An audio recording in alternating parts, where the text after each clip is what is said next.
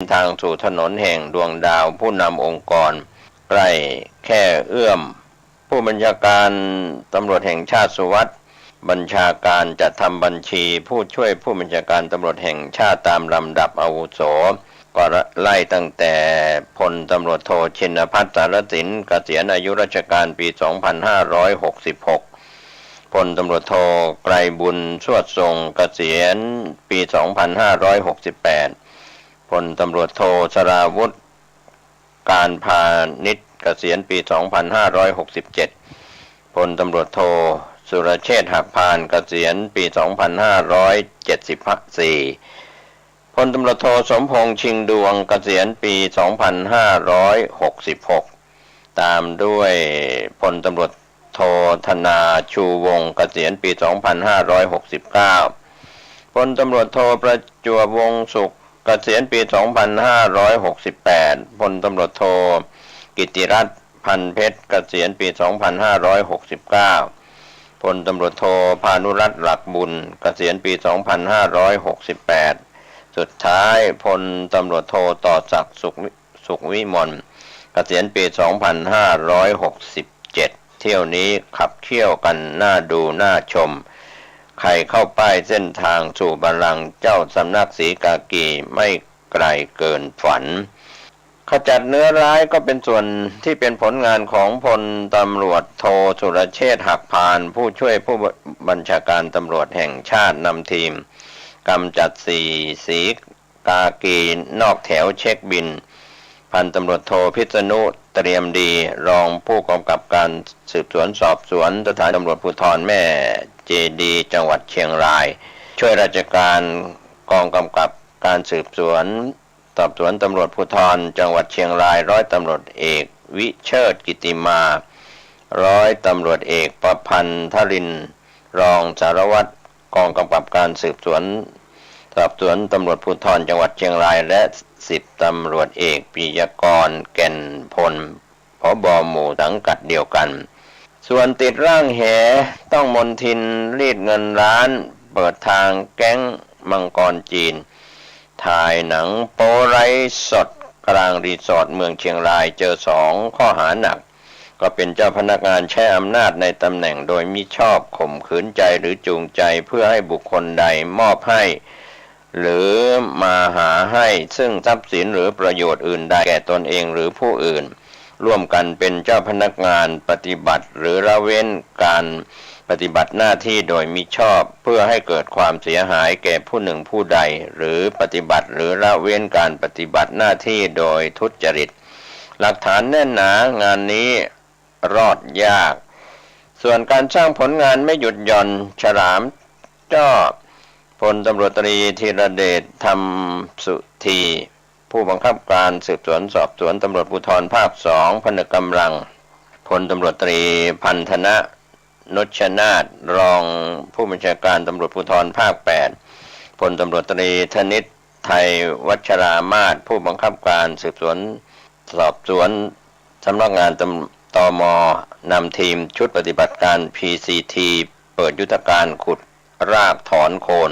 ขบวนการคอร์เซ็นเตอร์ข้ามชาติ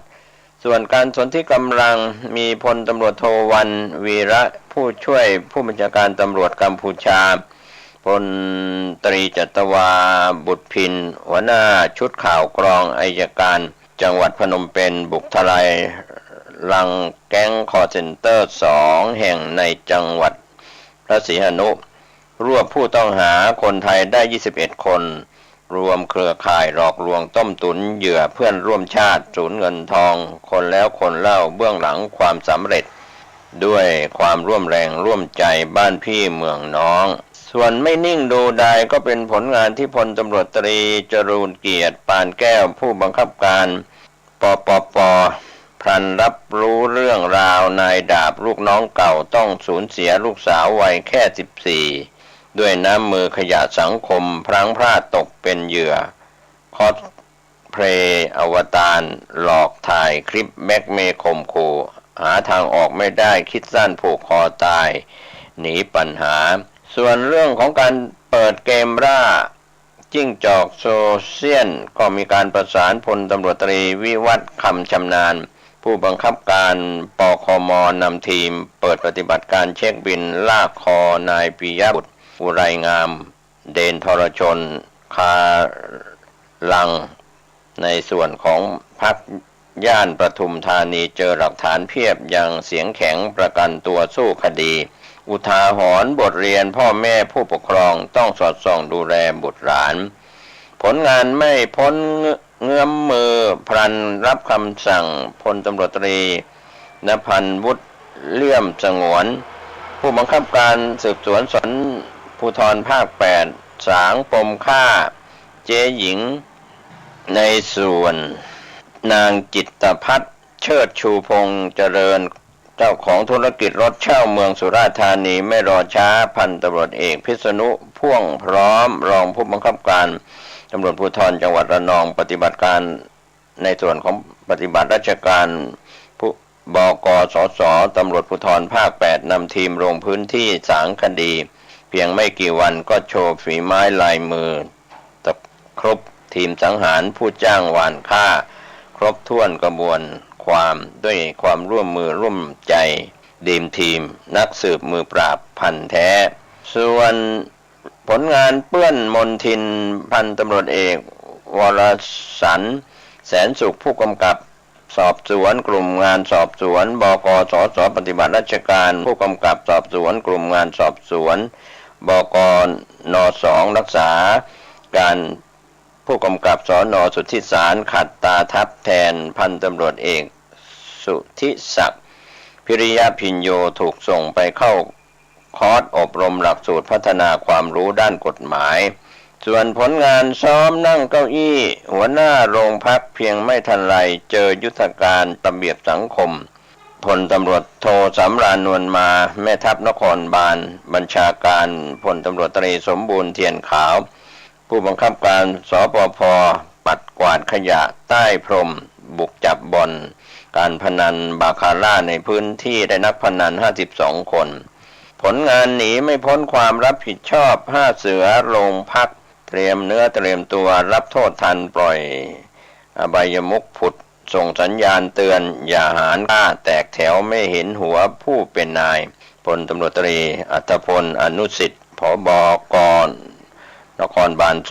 2ตั้งแท่นลงดาบผลงานไม่เปลี่ยนแปลงสถานบริการย่านบางบัวทองถึงบางใหญ่ยังคงเปิดแบบย้อยฟ้าท้าดินแถมบางแห่งสาวเวียดนามเดินกันหน้าสลอนแต่หน่วยงานรับผิดชอบกลับมองไม่เห็นบางแห่งเส้นใหญ่เส้นโตแถมยังใกล้ชิดคนมีสีปล่อยมั่วสุมยันสว่าง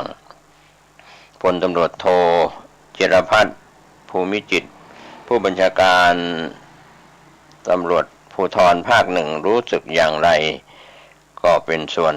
ที่เราได้รับรายงานข่าวจากทีมข่าว1ตะวันพันดาวของคมชัดลึกออนไลน์นะครับก็เป็นการนำรายงานข่าวมุมมองแวดวงศรีกากีแวดวงตำรวจนะครับท่านใช้วิจารณญาณในการรับข้อมูลข่าวสารไปทางด้านข่าวภูมิภาคจากมติชนออนไลน์ได้รายงานรถแห่วอนรัฐบาลเห็นใจหลังอำเภอไม่อนุญาตรับงานโอดไร้รายได้เสนอจอดเล่นเหมือนเวทีรถแห่วอนรัฐบาลเห็นใจหลังจากอำเภอไม่อนุญาตรับงานโอดไร้รายได้เสนอจอดเล่นเหมือนเวทีเจ้าของรถแห่ดอกจานมิวสิกในอำเภอแก้งสนามนางวอนภาครัฐเห็นใจหลังผ่อนปรนแล้วแต่ทางอำเภอไม่อนุญาตให้รับงานแห่ได้ทำเอาลูกน้องนับ10ชีวิตตกงาน27มิถุนายนที่ผ่านมาที่จังหวัดนครราชสีมานายกิ่งไก่แทนรินนท์ขออภัยนายกิ่งไก่แทนรินอายุ45ปีชาวบ้านหนองโดนตำบลโนนสำราญอำเภอแก้งสนามนางจังหวัดนครราชสีมาเจ้าของรถแห่ดอกจานมิวสิกได้ออกมาร้องขอความเป็นธรรมหลังจากหน่วยงานราชการในพื้นที่อำเภอแก้งสนามนางจังหวัดนครราชสีมาไม่อนุญาตให้ตนเองรับงาน ซึ่งก่อนหน้านี้ทางอำเภอแก๊งสนามนางได้ประกาศห้ามจัดกิจกรรมที่มีกลุ่มผู้คนจำนวนมากเพื่อป้องกันการแพร่ระบาดของโรคติดเชื้อโควิด -19 นายกิ่งไก่ระบุว่าพวกตนก็ไม่รู้จะหันหน้าไปประกอบอาชีพอะไรไม่มีทุนที่จะไปทำอาชีพค้าขายหรือเปิดร้านค้าพวกตนมาจากพื้นฐานอาชีพศิลปินที่คอยมอบความสุขให้กับพี่น้องประชาชนซึ่งจริงๆแล้วหลายพื้นที่มีการอนุญาตจัดแสดงบนเวทีได้ซึ่งตนก็คิดว่าไม่ได้แตกต่างกันมากนักระหว่างเวทีกับรถแห่ซึ่งหากรัฐไม่อนุญาตให้แห่เราขอจอดเล่นเหมือนเวทีได้ไหมให้พวกเราได้ทำมาหากินกันบ้างจึงอยากให้ทุกท่านเห็นใจซึ่งพวกตนก็ได้รับผลกระทบอย่างมากโดยมีเจ้าภาพมาติดต่อการแสดงบ้างแล้วแต่ทางอำเภอไม่สามารถขออนุญาตจัดได้ซึ่งพวกตนเองต่างได้รับความเดือดร้อนอย่างหนักอยากจะวิงวอนไปทาง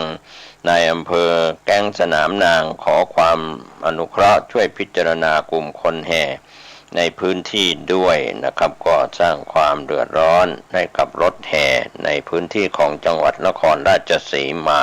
ข่าวจากกรุงเทพธุรกิจออนไลน์รายงานข่าวธุรกิจจับตาไทยเบฟส่อล้มแผนธุรกิจเบียร์แสนล้านนะครับก็เป็นเรื่องราวที่ทางทีมข่าวได้รับรายงานกันเข้ามาว่าหลังจากบริษัทไทยเบฟเวอเรจจำกัดมหาชนอาณาจักรธุรกิจเครื่องดื่มและอาหารของเจ้าสัวเจริญสิริวัฒนภักดีประกาศแยกธุรกิจเบียร์ออกมาภายใต้เบียร์โคและเตรียมเข้าระดมทุนในตลาดหลักทรัพย์สิงคโปร์ล่าสุดก็มีความเคลื่อนไหวอย่างต่อเนื่องเมื่อคณะกรรมการบริษัทบอร์ดตัดสินใจไม่ดำเนินการต่อในด้านธุรกิจแม้ว่าบริษัทจะได้รับหนังสืออนุญาตให้เข้าจดทะเบียนในตลาดหลักทรัพย์แบบมีเงื่อนไขสำหรับการเข้าจดทะเบียนก็เรียบร้อยแล้วก็ตามการพิจารณาแยกธุรกิจเบียร์เพื่อเข้าจดทะเบียนในตลาดหลักทรัพย์ยังต้องพิจารณาปัจจัยอื่นด้วยสภาวะตลาดท่าทีของนักลงทุนหน่วยงานที่เกี่ยวข้องคณะกรรมการบริษัทตัดสินใจไม่ดำเนินการต่อธุรกิจหากขัดกับผลประโยชน์ต่อผู้ถือหุ้นก็ย้อนกลับไปในวันที่5 พฤษภาคมที่ผ่านมาไทยเบฟมีการอัปเดตเกี่ยวกับแผนธุรกิจเบียร์มูลค่าแสนล้านบาทโดยบริษัทมีการปรับโครงสร้างธุรกิจเรียบร้อยตั้งแต่ปีก่อนหน้านั้นแล้วขณะที่ธุรกิจเบียร์จะทำหน้าที่ดูแลการขายและการจัดจำหน่ายและมีแบรนด์เบียร์มากมายในพอร์ตโฟลิโอทั้งของไทยและเวียดนามเช่นเบียร์ช้างอาชาเฟเดอร์บรอยยกเว้นการขายเบียร์ไทยในตลาดต่างประเทศและแบรนด์เบียร์ในเวียดนามเรื่องนี้ได้ผนวกโรงงานเบียร์ในไทย3แห่งและโรงงานเบียร์ในเวียดนาม26แห่งไว้ด้วยก่อนหน้านี้รายงานข่าวแจ้งว่าธุรกิจเบียร์ของไทยเบฟบริษัทต้องการระดมทุนถึง 2,000 ล้านดอลลาร์ภายหลังอยู่ที่800ถึง 1,000 ล้านดอลลาร์ลดลงราว 50% เนื่องจากผลกระทบการแพร่ระบาดของโรคโควิด -19 ด้านเหตุผลธุรกิจเบียร์เพราะบริษัทมองศักยภาพในการเติบโตการมีทีมงานที่บริหารเฉพาะซึ่งมากประสบการณ์จะได้ลุยขยายธุรกิจเบียร์ได้เต็มที่นอกจากนี้แง่ของการประเมินและให้คุณค่าบริษัทก็จะได้มีความชัดเจนยิ่งขึ้นเห็นภาพการย้ำบัลลังก์ผู้นำตลาดเบียร์ในภูมิภาคอาเซียนและมีศักยภาพการเติบโตเพื่อเสนอให้ตลาดหันมามองสนใจยิ่งขึ้นอีกจุดหมายหนึ่งสำคัญต้องการปรับปรุงฐานะทางการเงินของบริษัทให้แข็งแกร่งขึ้นเพราะเงินที่ได้จากการระดมทุนจะนำไปชำระหนี้ลดภาระดอกเบี้ยเพื่อทำให้อัตราหนี้สินต่อทุนอยู่ในระดับต่ำเพราะที่ผ่านมาภาระการเงินก้อนโตการซื้อกิจการมูลค่าถึงแสนล้านบาทรวมถึงการปลดล็อกมูลค่าผู้ถือหุ้นการเข้าตลาดยังเอื้อต่อการขับเคลื่อนธุรกิจอย่างมีธรรมาภิบาลความโปร่งใสช่วยให้ธุรกิจโท ถูกสปอตไลท์ส่องตรงไปที่ดึงดูดของนักลงทุนมากขึ้นรวมถึงนักลงทุนที่สนใจจะเลือกเล็งไทยเบฟหรือลงทุนทั้ง2บริษัทย่อมยืดหยุ่นได้ทั้งสิ้นนะครับช่วยกระจายความเสี่ยงด้วยส่งผลการดำเนินงานไทยเบฟช่วงครึ่งปีแรกปี 2565 ในปีนี้ก็ตั้งแต่ปีงบประมาณตุลาคม 2564 ถึงมีนาคม 2565 มียอดขายรวมมูลค่า 142,942 ล้านบาทเติบโต 8.9% จากช่วงเดียวกันของปีก่อนมีกำไรสุทธิมูลค่า 18,365 ล้านบาทเติบโต 14.2% โดยธุรกิจเบียร์ทั้งไทยและเวียดนามสร้างผลงานได้ดีกำไรมีการเติบโตยอดขายรวมอยู่ที่ 61,939 ล้านบาทเพิ่มขึ้น 14.7% กำไรสุทธิ 3,591 ล้านบาทก็เพิ่มขึ้น 62.2% ครับก็เป็นเรื่องราวเกี่ยวกับการระดมทุนของค่ายเบียร์นะครับที่ทางกรุงเทพธุรกิจออนไลน์รายงานการจับตาไทยเบฟซอล้มแผนธุรกิจเบียร์แสนล้านนะครับก็ข่าวคืบหน้าจะได้รายงานข่าวให้ท่านได้รับรู้รับทราบกันมาถึงข่าวภูมิภาคท้องถิ่นเชียงใหม่ที่ผู้จัดการออนไลน์รายงานว่าคนเชียงใหม่ผวาสายไฟฟ้ารกรุงรังยุ่งเหยิงวันเกิดโศกนาฏกรรมซ้ำรอยสำเพ็งกรุงเทพควรร้องเป็น10 ปียังไม่แก้ไขก็ข่าวภูมิภาคของเชียงใหม่โดยผู้จัดการออนไลน์รายงานว่าชาวบ้านเชียงใหม่วันเกิดเหตุสูญเสียซ้ำรอยไฟไหม้สำเพ็งกรุงเทพชี้เป้าถนนวังสิงห์คำพบสายไฟฟ้าและสายสัญญาณรกรุงรังยุ่งเหยิงมาเป็น10 ปีตลอดระยะเวลา10 ปีก็มีเส้นทางตั้งแต่หน้าเทศบาลนครเชียงใหม่ผ่านตลาดเมืองใหม่ต่อเนื่องไปจนถึงชุมชนป่าตันถึงบ้านท่อระบุเคยเกิดไฟลุกไหม้มาแล้วหลายครั้งยังดีช่วยกันดับได้ทันวิงวอนหน่วยงานที่เกี่ยวข้องเร่งลงพื้นที่ตรวจสอบแก้ไขก่อนเกิดเหตุโศกนาฏกรรมหลังเคยร้องเรียนแล้วนับครั้งไม่ถ้วนจากกรณี 26 มิถุนายนที่ผ่านมาเกิดเหตุหม้อแปลงไฟฟ้าระเบิดพร้อมไฟลุกไหม้สายไฟฟ้าและสายสื่อสารลุกลามไหม้อาคารพาณิชย์ย่านสำเพ็งกรุงเทพที่ผ่านมาเป็นเหตุให้มีผู้เสียชีวิตและบาดเจ็บรวมทั้งทรัพย์สินเสียหายมูลค่าหลายล้านบาทนั้นรายงานข่าวของจังหวัดเชียงใหม่ยังรายงานเรื่องนี้เข้ามาว่าประชาชนที่มีอาคารบ้านเรือนที่พักอาศัยและเปิดร้านอยู่ย่านถนนวังสิงห์คำถึงป่าตันถึงบ้านท่ออำเภอเมืองเชียงใหม่จังหวัดเชียงใหม่ต่างเกิดความวิตกกังวลใจอย่างยิ่งเกรงว่าอาจจะเกิดเหตุการณ์ลักษณะเดียวกันนี้ขึ้นเนื่องจากถนนเกือบตลอดทั้งสายตั้งแต่ช่วงหน้าสำนักงานเทศบาลนครเชียงใหม่ผ่านตลาดเมืองใหม่ชุมชนวังสิงห์คำชุมชนป่าตันไปจนถึงชุมชนบ้านท่อระยะทางประมาณ5 กิโลเมตรต่างเต็มไปด้วยสายไฟฟ้าและสัญญาณสื่อสารทั้งรกรุงรังห้อยระโยงระยางไม่เป็นระเบียบโดยเฉพาะจุดที่มีการติดตั้งหม้อแปลงไฟฟ้านั้นมีสภาพคล้ายกับที่เกิดเหตุที่สำเพ็งที่ผ่านมาของกรุงเทพจากการสุ่มตรวจสอบที่บริเวณริมถนนช่วงผ่านชุมชนวังสิงห์คำของเชียงใหม่ใกล้กับซอยข้างร้านเทนคาราโอเกะก็พบว่าตรงหัวมุมเสาไฟฟ้ามีสายไฟฟ้าและสายสัญญาณพันกันยุ่งเหยิงมีร่องรอยของไฟไหม้และยังมีสายไฟที่เป็นฉนวนหุ้มถูกไฟไหม้ไปหมดแล้วจนเหลือเพียงสายโลหะข้างในแต่ยังไม่มีการรื้อถอนออกไปนอกจากนี้ผู้ที่อยู่อาศัยใกล้เคียงก็บอกว่ายังมีการนำสายสัญญาณมาติดตั้งเพิ่มเข้าไปอีกโดยไม่มีการรื้อของเก่าที่เสียหายออกไปด้วยยิ่งทำให้สายต่างๆเพิ่มขึ้นแทบทุกวันและก็เป็นเช่นนี้มานานกว่า10 ปีที่ผ่านมาแล้วขณะที่จุดใกล้เคียงที่เป็นห้องแถวบ้านเรือนและร้านค้าของชาวบ้านก็มีสายต่างๆมากกว่า100 เส้นพันห้อยพาดกัน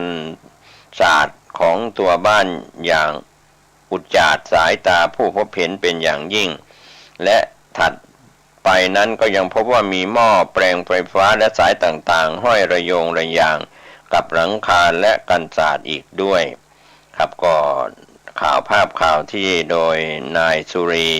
ฉอสันเทียเจ้าของร้านตะวันสูตรซึ่งเปิดร้านตัดเสื้อผ้าและอยู่อาศัยมานานกว่า10 ปีในพื้นที่ได้ชี้แจงว่าทั้งสายไฟฟ้าและสายสัญญาณสื่อสารที่พาดผ่านรกรุงรังแล้วก็พันกันไปมาอย่างยุ่งเหยิงนั้นไม่สามารถแยกแยะได้เลยว่าสายอะไรเป็นอะไรบ้างสายใดยังใช้งานอยู่หรือไม่ได้ใช้งานแล้วและสายใดมีกระแสไฟฟ้าอยู่หรือไม่ซึ่งมีสายอยู่หลายเส้นที่ฉนวนหลุดออกไปหมดจนเหลือแต่สายโลหะทำให้เกรงว่าอาจจะมีคนได้รับอันตรายโดยที่ผ่านมาเคยร้องขอและแจ้งไปยังหน่วยงานต่างๆที่เกี่ยวข้องให้เข้าไปตรวจสอบแก้ไขทั้งการไฟฟ้าผู้ให้บริการอินเทอร์เน็ตและโทรศัพท์แต่ก็ไม่เคยได้รับการปรับปรุงแก้ไขอย่างจริงจังเลยแถมพบว่ามีจำนวนสายเพิ่มขึ้นเรื่อยๆเคยเกิดเหตุเพลิงไหม้แล้วหลายครั้งโดยที่ชาวบ้านต้องช่วยกันดับไฟเองโชคดีที่ไม่ลุกลามแต่ก็ต้องอยู่กันอย่างหวาดผวาและก็เสี่ยงอันตรายตลอดโดยในขณะเดียวกันนั้นนายสุรียังกล่าวเพิ่มเติมว่าเฉพาะหน้าบ้านของตัวเองเห็นได้อย่างชัดเจนว่ามีสายต่างๆห้อยอยู่จำนวนมากยิ่งเห็นกรณีเหตุไฟไหม้ที่สำเพ็งที่ผ่านมาไม่กี่วันยิ่งทำให้ตัวเองและครอบครัวยิ่งหวาดกลัวกว่าที่จะเกิดเหตุกับบ้านตัวเองหรือไม่เพราะหม้อแปลงไฟฟ้าที่ติดตั้งอยู่ทุกวันนี้ติดตั้งอยู่บ้านหลังถัดไปแบบแทบจะชิดตัวบ้านแล้วก็มีสายต่างๆรกรุงรังเป็นจำนวนมากดังนั้นจึงวิงวอนไปยังหน่วยงานและผู้เกี่ยวข้องให้ลงพื้นที่ไปสำรวจตรวจสอบในส่วนของเชียงใหม่และก็จัดการปรับปรุงแก้ไขปัญหาสายไฟฟ้าสายสื่อสารโดยเร็วหากสายใดที่ไม่มีการใช้งานแล้วอยากให้รื้อถอนออกไปส่วนหม้อแปลงและสายที่ใช้งานอยู่ก็ขอให้ตรวจสอบสภาพการใช้งานและความปลอดภัยซึ่งหากเป็นไปได้อยากให้มีการเคลื่อนย้ายออกห่างจากตัวบ้านโดยอยากให้เร่งแก้ไขก่อนที่จะเกิดเหตุร้ายและความสูญเสียจะดีกว่านะครับภาพข่าวที่ทางทีมข่าวเราได้รับรายงานในข่าวส่วนภูมิภาคก็เป็นเรื่องเสียวนะครับที่หวั่นว่าจะเกิดเหตุซ้ำรอยเหมือนไฟไหม้สำเพ็งที่กรุงเทพหรือไม่ก็เป็นย่านถนนวังสิงห์คำตั้งแต่เทศบาลนครเชียงใหม่ขึ้นเหนือไปนะครับใครที่ไม่เชื่อในสายตาก็ลองเดินทางไปสำรวจในเส้นทางตั้งแต่สำนักงานเทศบาลนครเชียงใหม่ริมฝั่งตะวันตกของแม่น้ำปิงยาวขึ้นไปถึงป่าตันบ้านท่อเมืองรังนะครับเห็นสายสัญญาณสื่อสารสายไฟฟ้าสายอะไรระโยงระยายเรียกว่าก็เป็นเรื่องที่เห็นแล้วก็เป็นเรื่องที่น่าหวาดเสียวกับเหตุเพลิงไหม้ครับในส่วนข่าวชาวบ้านวันนี้หมดเวลาลงผมเกษตรเพชรสำริดบรรณาธิการข่าวก้าวนี้ก็ขอบคุณพี่น้องสื่อมวลชนทุกแขนงสาขาจากส่วนกลางและส่วนภูมิภาคข่าวภายในประเทศและข่าวจากต่างประเทศท่านใช้วิจารณญาณในการรับข้อมูลข่าวสารที่พี่น้องสื่อมวลชนได้รายงานข่าวประจำวัน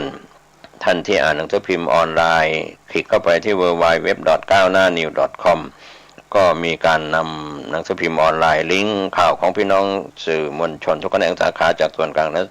ส่วนภูมิภาคทั้งข่าวภายในประเทศและต่างประเทศครับท่านใช้วิจารณญาณในการบริโภคข้อมูลข่าวสาร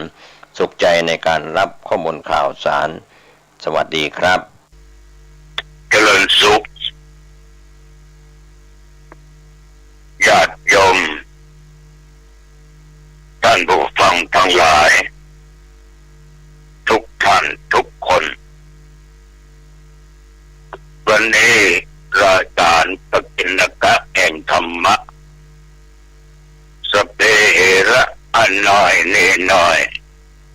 ก็มาพบมาปะกับญาติกับโยมอีกเช่นเคย ลาเดียวกันนี้นะและก็ทางสถานีวิทยุแห่งนี้เป็นประจำทุกวันเมื่อมาพบมาปะกันแล้วสิ่งที่พวกเราชาวพุทธทั้งหลายนั้นได้ปฏิบัติกันมาอยู่บ่ได้ขาดก็คือไหว้พระสวดมนต์เพื่อเป็นสิริมงคลต่อตัวตนของภัยของมันเอาละต่อไปนี้เชิญญาติโยมไหว้พระสวดมนต์กันได้ว่าพร้อมกันไปอะระหังสัมมาสัมพุทโธภะคะวาพุทธังภะคะวันตังอภิวาเทมิกราบพระพุทธสวากขาโตภะคะวะตาธัมโมธัมมังนัมมัสสามิกราบพระธรรมสุปฏิปันโนภะคะวะโตสาวกสังโฆสังฆังนัมมามิกราบพระสงฆ์ต่อไปตั้งใจกล่าวคำนมัสการพร้อมกันไปนะโมตัสสะภะคะวะโตอะระหะโตสัมมาสัมพุทธัสสะนะโมตัสสะภะคะวะโตอะระหะโตสัมมาสัมพุทธัสสะนะโมตัสสะภะคะวะโตอะระหะโตสัมมาสัมพุทธัสสะพุทธังสารนังคัจฉามิธัมมังสารนังคัจฉามิสังฆังสารนังคัจฉามิตุติยัมปิพุทธังสารนังคัจฉามิตุติยัมปิธัมมังสารนังคัจฉามิตุติยัมปิสังฆังสารนังคัจฉามิตติยัมปิพุทธังสารนังคัจฉามิตติยัมปิธัมมังสารนังคัจฉามิยัมปิสังฆังสารนังคัจฉามิกรมอุตุประกาศว่าตั้งแต่เมื่อตะวันวามาจนถึงปัจจุบันบัดเดี๋ยวนี้บริเวณหนองตองนั้นไม่มีฝนตกไม่มีลมแรงทุกอย่างปกติดีแต่ว่าแงนขึ้นไปบนฟ้ามีเมฆปกคลุมเหมือนว่าจะมีฝนตกแต่ก็ไม่ได้ตกลงมาก็ออกไม่ออกญาติโยมท่านผู้ฟังทั้งหลาย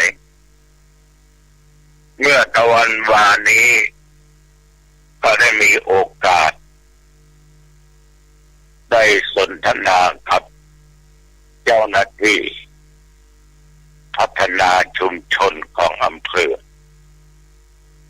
ได้นำเอาหนังสือจากคนราชการผู้ว่าการจังหวัดเชียงใหม่เอามายื่นได้มานั่งปรึกษาหารือกันเกี่ยวกับการสร้างบ้านแปลงบ้านเพื่อแก่พี่น้องประชาชนที่ทุกข์ยากอับจนในปี 2565 จำนวน 45 หลังคาด้วยกันแต่ละอำเภอนั้น ก็จะมี1 หลัง 2 หลัง 3 หลังชอบท่องสร้างท่องญาติโยมเรื่องเหล่านี้จะทำขึ้นเพื่อถวายเป็นพระราชกุศลแด่สมเด็จพระนางเจ้าสิริกิติ์พระบรมราชินีนาถในรัชกาลที่9ก็ออกไม่ออกญาติโยมท่านผู้ฟังทางคณะสงฆ์จังหวัดรวมคณะสงฆ์ทุกอำเภอได้ทำ MOU ร่วมกับทางหน่วยงานราชการแต่ว่าความละเอียดนั้นตอบมาได้ชัดเจนลงไปว่าจะขอคณะสงฆ์เนี่ยเป็นผู้ที่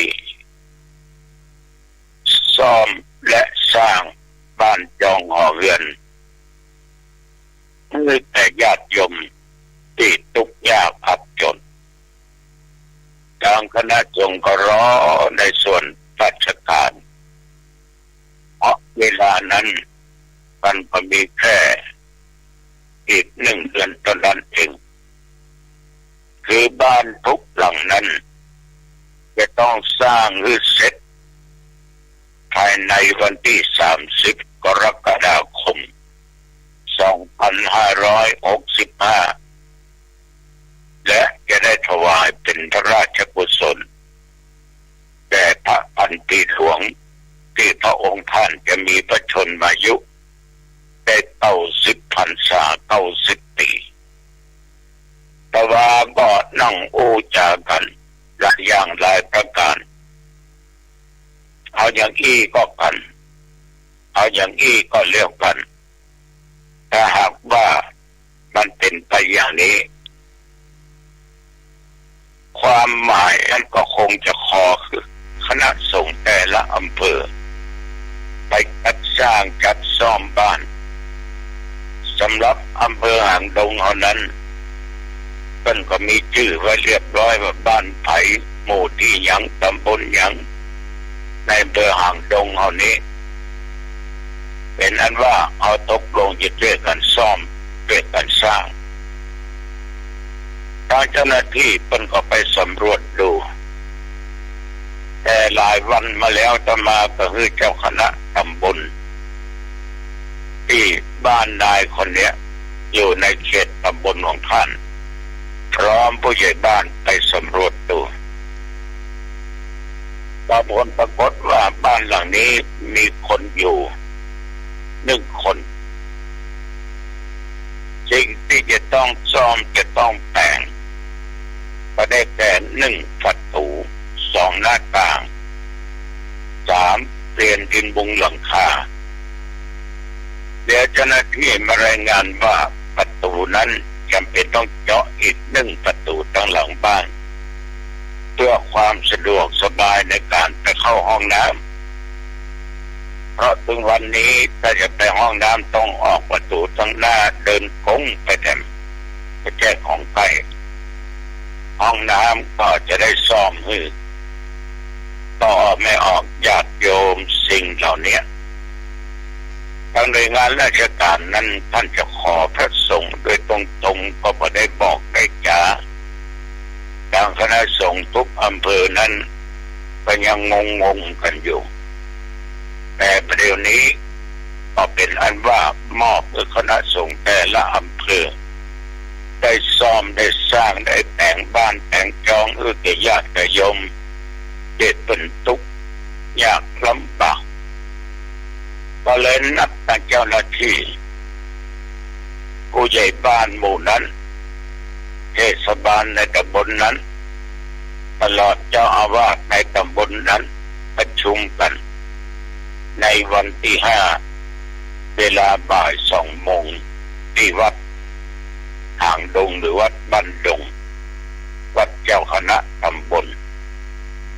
ต่อออกไม่ออกท่านผู้ฟังทั้งหลายข่าวก่อนธรรมภาพประกาศไปก็มีญาติโยมผู้มีจิตอันเป็นกุศลนั้นได้ร่วมสงเคราะห์มาหลายท่านหลาย ที่ญาติโยมร่วมสงเคราะห์ในการซ่อมครั้งนี้ก็จะได้ผลลัพธ์นะ วันที่5เมื่อตกลงกันเรียบร้อยก็จะเริ่มซ่อมกันเพราะศาลาเพิ่นบอกว่าก็ใช้เวลาเหมือนก็เกิน14-15 วันเสร็จจะรื้อหลังคาจะเปลี่ยนประตูหน้าต่างเนี่ยแล้วก็บางทีอาจจะตาสีตายังสำหรับเครื่องใจภายในครอบครัวนั้นเจ้าหน้าที่ก็รายงานมาว่าขาดเป็นนับหมู่นั้นว่ามีปัญหาเป็นผ้าห่มกาหมอนกามุ้งกากระติกน้ำร้อนกระติกน้ำแข็งกาหม้อหุงข้าวกาถ้วยถาดกระมังถังเตอันนี้จะได้รายงานขอเจ้าอาวาสแต่ละวัดร่วมจิตร่วมใจกันบริจาคเพราะสิ่งเหล่านี้คณะสงฆ์ทุกเพื่อทำมากันตลอดทำมาทุกๆครั้งปีในหลายครั้งเลยปีในหลายครั้งเรื่องการสงเคราะห์ให้แก่ญาติแก่โยมคณะสงฆ์ไม่เคยปฏิเสธฉะนั้นอันนี้คณะสงฆ์หางดงก็ต้องร่วมกันแต่ละวัดแต่ละวาตามกำลังศรัทธาจะ500 คะแนน9,000 คะแนนก็สุดแล้วแต่เอาจนได้บังคับกันจะญาติโยมไปจะร่วมสงเคราะห์ก็สุดแล้วแต่เอาถือว่าเป็นการเปลื้องความทุกข์คือแก่คนที่อยู่ที่อาศัยเพราะถึงวันเวลาฝนตกมันก็หัวเพราะดินมันแตกดินมันแตกดินมุงมันแตกมันก็รั่วลงมาลบไปอยู่ทางซ้ายเจอทางซ้ายลบไปทางขวาเจอทางขวาลบไปอันไปนี่เจอเพราะมันเป็นหูพงหูฟางเนี่ยฉะนั้นคณะสงฆ์อำเภอหางดงจะต้องช่วยกันร่วมกับญาติกับโยมนี่เรียกว่าซ่อมบ้านถวายเป็นพระราชกุศล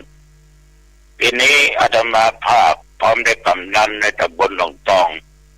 ก็จะสร้างบ้านแก่ญาติแก่โยมอีก1 หลัง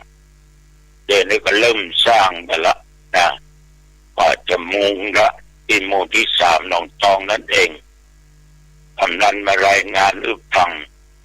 ก็เลยประกาศบอกบุญญาติโยมเขาก็ได้ช่วยกันกับหน่วยงานราชการโยมคนนี้ก็เป็นละอ่อนต่อใจอยู่คนเดียวนะอยู่คนเดียวที่จะไปแต่งงานที่นั่นก็อยู่คนเดียวเนี่ยอาจารย์ได้ว่ากิจของคณะสงฆ์นั้นญาติโยมนอกจากการปกครองแล้วศึกษาแล้วเผยแผ่ธรรมะแล้วพัฒนาวัดวารามสาธารณูศึกษาสงเคราะห์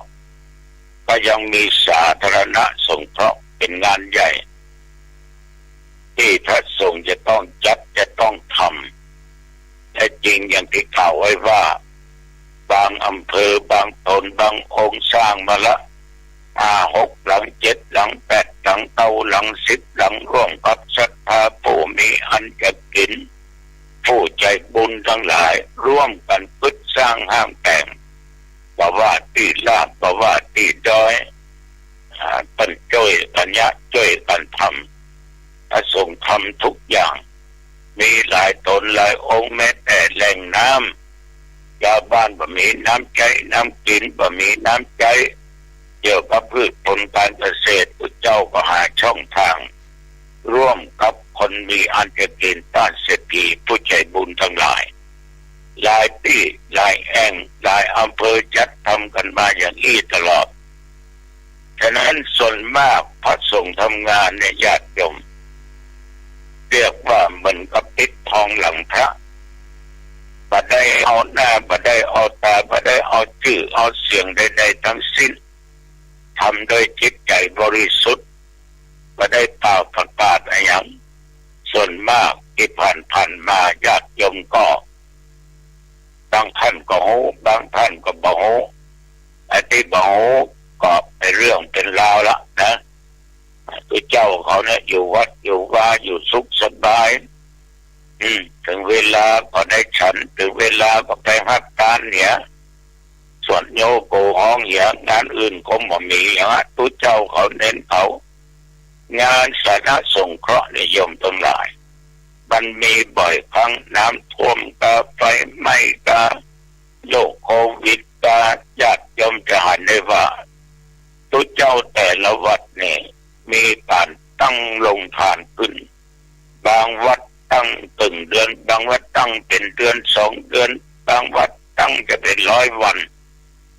แต่ก็มีศรัทธาผู้ใจบุญอยากจะร่วมกับพระสงฆ์องค์เจ้าสิ่งเหล่านี้เขาทำกันมาอยู่ตลอดญาติโยมแต่ก็ยังว่าเขาทำมันมีข้าวยังออกไปต้นกับญาติโยมทำความดีปิดทองหลังพระเพราะเอามาต้องการโอ้อวดภัยใดๆทั้งสิ้นทำด้วยจิตใจอันบริสุทธิ์ความในจิตใจอันเกิดจากความรักความเมตตาธรรมกรุณาธรรม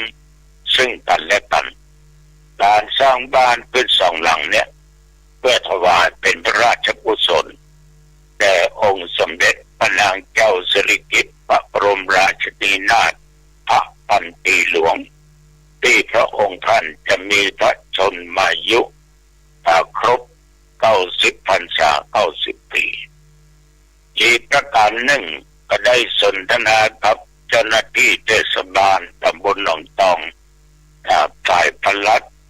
ฝ่ายการศึกษาก็คิดกันไว้ว่าเวียงมโนเนี่ยจะต้องค้นหาประวัติว่ามันมาเกิดขึ้นในสมัยใดและหลวงพ่อมโนนะมีตัวตนอย่างใดก็ว่ามีหลักฐานมีแต่การกล่าวขานสืบต่อกันมาแต่ว่าท่านผู้รู้ญาติโยมในฝ่ายนี้ก็ไล่ดูตามปกติมันเกิดขึ้นในสมัยนั้นในสมัยที่100 ปีมาเพิ่นเอาคนในสมัยนั้นมีรูปร่างอย่างนั้นลักษณะอย่างนั้นอันนี้เจ้าพ่อเนี่ยก็เหมือนกับเจ้าบ้านเจ้าเมืองเอาเป็นนักรบเป็นนักสู้นะแล้วก็สเก็ตภาพออกมาก็ให้ประชาชนได้ลงมติกันก็เป็นอันว่าหลวงพ่อมโนเนี่ยญาติโยมก็จะได้รอผู้ตั้งไว้เป็นอนุสรณ์เพื่อแก่คนรุ่นหลังแต่สถานที่นั้นคงจะรอไว้ที่สนามกีฬาของเทศบาลสนามกีฬาเทศบาลนี้ก็ไปใกล้กับสถานที่ศึกษาธรรมปฏิบัติธรรมที่พระเจ้ากำลังสร้าง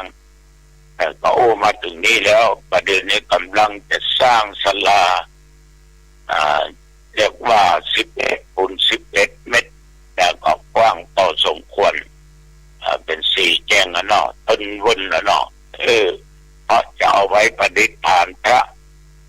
ระหินทรายแกะสลักหน้าตัก59 นิ้วสูงอันนี้ก็199 เซนแต่ท่านบอกว่าตรงนั้นก็จะเป็นพระประจำวันเกิดเป็นที่พักพระอาศัยเป็นที่กระทำบุญสุนทานของบรรดาญาติโยมทั้งหลายและพระสงฆ์ท่านทั้งหลายแต่ว่าเพิ่นบอกว่าตัวเอาจะพึ่งเอาจะสร้างเอาจะพัฒนาสิ่งต่างๆแต่ได้จริงเอาพึ่งเอาสร้างเอาห้างเอาแปลงนั้นก็ปัจจัยของเขาตายแล้วเขาก็ถึงเอาไปตัวมาได้สักอย่างสิ่งที่จะติดตามตัวเขาไปทุกภพทุกชาตินั่นก็คือสิ่งที่เขาสร้างก็คือบุญกุศลฉะนั้นศรัทธาสาธุชนญาติโยมท่านผู้ฟังเอามีชีวิตอยู่นั้นต้องทำชีวิตของเขาให้มีคุณค่าเมื่อมีคุณค่าเมื่อมีราคาถ้าเพียงแต่สลิดละร่างกายของเราแล้วมันก็เหมือนกับต้นกล้วยต้นกล้วยเนี่ยหยวกเนี่ยต้นจะเอาแกงได้อยู่เป็นอาหารของหมูได้อยู่แต่สรีระร่างกายของเราเนี่ยตายไปแล้วมันบ่มีค่าใดๆทั้งสิ้นผัวเมียอยู่ด้วยกันมาฮักกันอย่างอันฮักกันอย่างอีต้องตายปกกัน จ้างมันนอนตัวมันก็มานอนอ่ะมันจะให้วันเดียวนะต้น7 วันไม่มันก็ปัดใหม่ถ้ามันจะเอามันเป็นอย่างนี้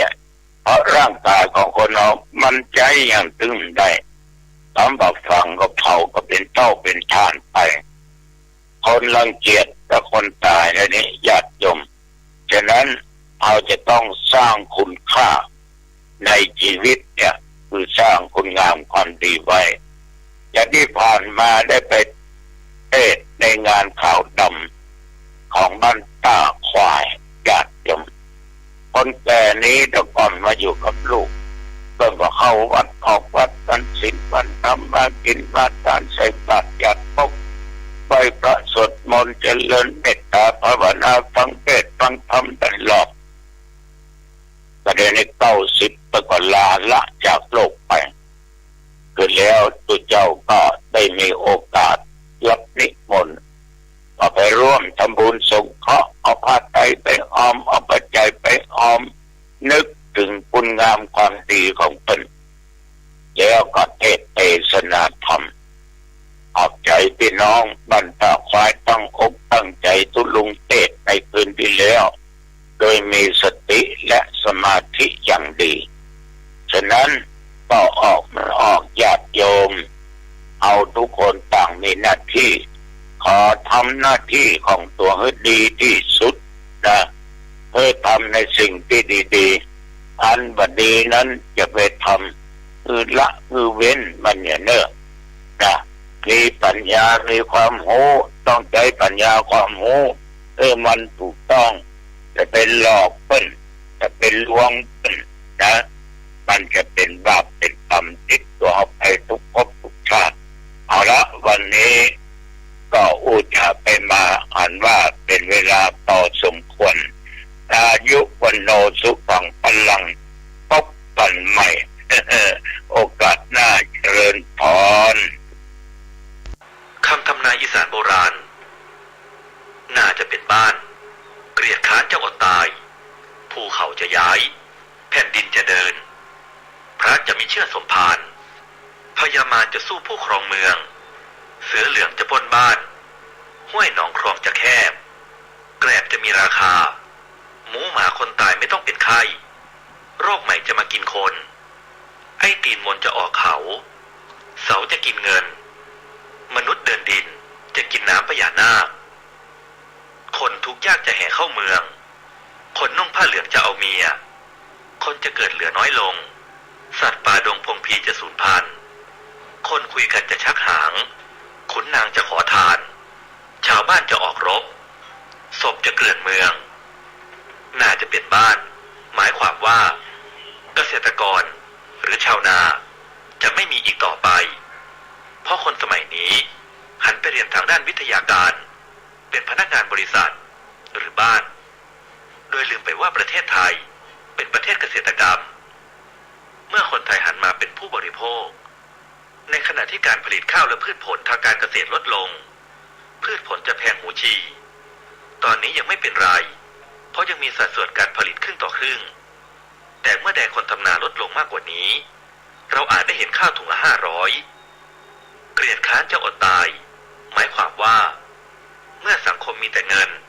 มีเงินเป็นพระเจ้าต่างคนต่างต้องแข่งแย่งชิงดีเพื่อได้มาทุกวิถีทางซึ่งชื่อเสียงเกียรติยศและอาหารการกินแน่นอนว่า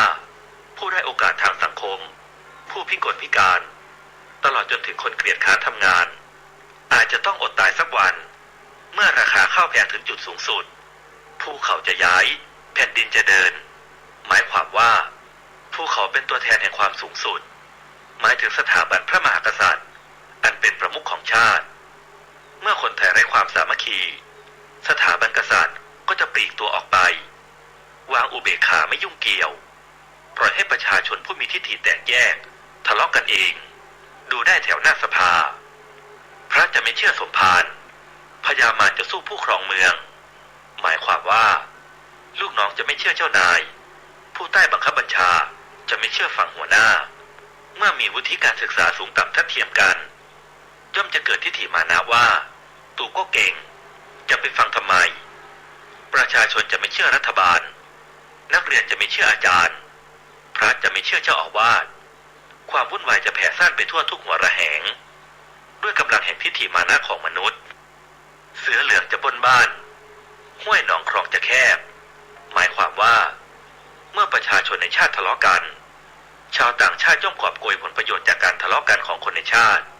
ห้วยหนองคลองบึงเป็นตัวแทนแห่งความเอื้ออารีของคนไทยเมื่อห้วยหนองแคบหมายความว่า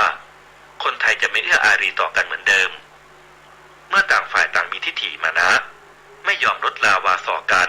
เพราะกลัวเสียหน้าความหายนะย่อมมาเยือนแกรบจะมีราคาหมายความว่าแกรบหมายถึงคนชั้นต่ำมีวุฒิการศึกษาแต่ไม่มีหัวคิดไร้สำนึกรับผิดชอบต่อสังคมอาศัยอำนาจของตนเองเป็นใหญ่ครองบ้านครองเมืองโดยไม่สนกฎหมายไม่สนหลักประชาธิปไตยไม่สนใจความเดือดร้อนของใครอาศัยทิฏฐิของตนเองเป็นใหญ่สร้างเครดิตให้ตัวเองความหายนะย่อมมาเยือนหมูหมาจะตายโดยไม่เป็นไข้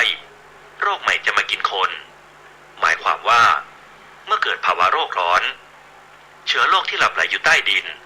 เป็นเชื้อโรคโบราณสมัยยุคดึกดำบรรพ์ย่อมกลับมาระบาดอีกครั้งฆ่าชีวิตของผู้คนในทันทีโดยไม่มีอาการป่วยดังที่เราได้ยินได้ฟังกันในปัจจุบันไอ้ตีนมนจะออกเขาหมายความว่าอันนี้ไม่รู้ความหมายแต่เท่าที่คิดดูน่าจะหมายถึงคนที่มีความสามารถทนเห็นบ้านเมืองวุ่นวายไม่ไหวจึงต้องออกมาแก้วิกฤตชาติเพราะตีนมนเป็นสัญลักษณ์ของเท้าของคนที่มีความคิดและมีความสุขุมด้วยปัญญาเสาจะกินเงินหมายถึงตู้ ATM มนุษย์จะเปลี่ยนไปจากการใช้เบี้ยในสมัยก่อนมาเป็นแบบ e-money แทนระบบเงินที่ใช้คอมพิวเตอร์เป็นหลักมนุษย์เดินดินจะกินน้ำพญานาคหมายถึงสึนามิคนทุกข์ยากจะแห่เข้าเมืองก็เห็นกันอยู่คนผ้าเหลืองจะเอาเมียอันนี้เห็นประจำคนเกิดจะเหลือน้อยด้วยการคุมกำเนิดคนคุยกันจะชักหางหมายถึงการยกหางหรือการยกตนข่มท่านเมื่อมีความรู้แน่นอนว่าย่อมต้องมีการอวดโอ้ดูถูกคนอื่นที่ต่ำต้อยกว่าตนขุนนางจะขอทานหมายถึงข้าราชการดีๆจะต้องถูกปลดข้าราชการเร็วๆจะถูกบรรจุคนดีไร้ที่พึ่งพิงชาวบ้านจะออกรบศพจะเกลื่อนเมืองหวังว่าข้อสุดท้ายคงไม่จริงและคุณล่ะครับมีความคิดเห็นยังไงกับคำทำนายของคนโบราณภัยพิบัติทำนายฉบับลาวคงจำกันได้หลวงปู่เทพโลกอุดรพยากรณ์ภัยพิบัติที่กำลังจะมาถึงนี้มวลมนุษย์ภัยพิบัติน้ำจะท่วมโลกแผ่นดินจะไหวมนุษย์ที่ดีถึงจะรอดหมู่ชนควรทำดีให้มนุษย์มีการปฏิบัติหมู่ชนทุกหมู่เหล่าต้องปฏิบัติพระเจ้าผู้สร้างโลกมองเห็นมวลมนุษย์กำลังจะทุกข์ยากล้มหายตายจากเวลานั้นใกล้เข้ามามนุษย์เท่านั้นที่จะช่วยตัวเองได้จงทำตัวเองให้ดีจงมีจิตที่ดีจึงจะรอดพ้นไม่มีใครช่วยได้แผ่นดินจะกลืนกินมีรู้สิ้นชีวิตเท่าใดผู้ที่จะรอดปลอดภัยต้องอยู่ในศีลธรรมพึงรักษาชีวีอย่าคิดว่าตายแล้วดีกว่าอยู่ต้องอดทนผู้รอดจากภัยพิบัติคือผู้ที่ต้องอยู่ต่อเป็นผู้ที่ต้องช่วยกันปรับสภาพจากเหตุการณ์ที่ผ่านพ้นแต่กว่าจะถึงตอนนั้นมนุษย์ก็แสนสาหัสทุกข์ยากอดอยากยากไร้ปางตายไร้ความทรงจำก็มีเพราะขาดการเตรียมตัวด้วยความไม่รู้มนุษย์ต้องพบวิบากกรรมชีวิตทุกชีวิตที่อาศัยอยู่บนโลกลำบากมนุษย์ทำทุกสิ่งด้วยมือของมนุษย์ทั้งสิ้นไม่ใช่ใครที่ไหนทำเวลาใกล้เข้ามาทุกขณะความตายกำลังใกล้เข้ามาใกล้ตัวก่อนถึงเวลาก่อนถึงวันนั้นมนุษย์ผู้ซึ่งกระทำการทำลายมนุษย์ด้วยกันมันต้องพินาศเช่นกันการกระทำของมันผู้นี้ทำให้มนุษย์จำนวนมากสิ้นชีวิตคล้ายใบไม้ร่วงมันหวังจะได้เป็นใหญ่ในแผ่นดินทั่วโลกแต่แล้วความหายนะเข้ามาครอบครองโลกแทนความพินาศเต็มไปหมดความหวังย่อยยับปฐพีเต็มไปด้วยเลือดศพเกลื่อนกลาดเลือดทาแผ่นดิน ชีวิตสูญสิ้นไร้ผู้คนมีแต่ความตายที่เห็นชัดความดับสูญครั้งใหญ่ของมวลมนุษย์และสัตว์ในโลกความตายเป็นผู้ชนะผู้แพ้คือผู้กระทำความชั่วร้ายผู้ที่ตายทั้งหมดเป็นผู้โชคดีกันนั้นหรือผู้ที่รอดเป็นผู้โชคดีกันนั้นหรือมิใช่ทุกอย่างคือกฎแห่งกรรมวิถีแห่งกรรมมาจากที่ใดทำไมมวลมนุษย์จึงต้องรับความดับสูญเพราะชีวิตกับความตายเป็นสิ่งคู่กันไม่อาจหลีกเลี่ยงไม่มีทางหนีพ้นโอกาสผู้ที่รอด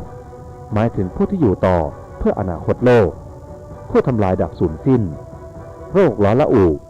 มีแต่ไฟเท่าฐานท่วมท้นแผ่นดินน้ำเป็นพิษสารเคมีท่วมท้นเชื้อโรคสารพัดชนิดกัดกินผู้คนผู้ที่รอดแสนสาหัสทุกข์ยากรอความตายผู้มีบุญจะออกมาช่วยรักษาชีวิตผู้คนมากมายจะรอดชีวิตจากโรคร้ายการรักษาไม่ต้องใช้ยาเป็นวิชาไม่มีใครรู้จักคนผู้นี้รักษาผู้คนไม่หวังสิ่งใดเพราะเป็นหน้าที่ก่อนเกิดการรักษาไม่ต้องมาพบตัวผู้ป่วยอยู่แห่งใดก็รักษาได้ไม่ต้องมา